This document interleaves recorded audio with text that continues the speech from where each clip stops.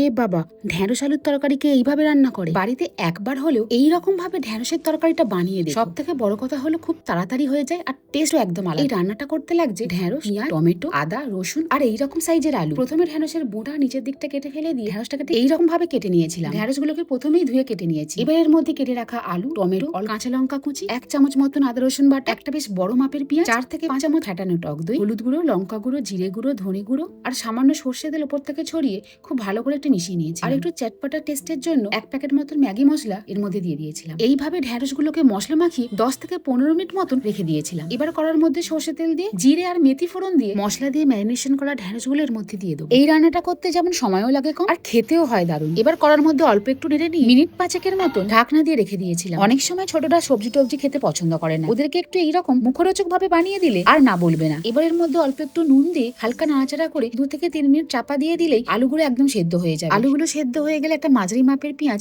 এইভাবে কেটে একটু সবজিগুলোর সাথে ভালো করে মিশিয়ে নেবো। আরো 2 মিনিট চাপা দিয়ে দিয়েছিলাম, পেঁয়াজগুলো একদম নরম হয়ে গেছে। এবার গ্যাসের ফ্লেমটা হাই করে নিয়ে কড়াতে একটু ভাজা ভাজা করে নিলেই চটপটা ভেন্ডি একদম রেডি। এবার থালার মধ্যে অল্প একটু স্যালাড, এইরকম ভাবে বানানো গরম গরম ঢেঁড়সের তরকারি সকালবেলা টিফিন হোক আর রাতের ডিনার, দুপুর বেলায় ভাতের প্রথম পাতেই হোক বা রাত্রির ডিনারে রুটির সাথে খেতে দারুণ লাগে।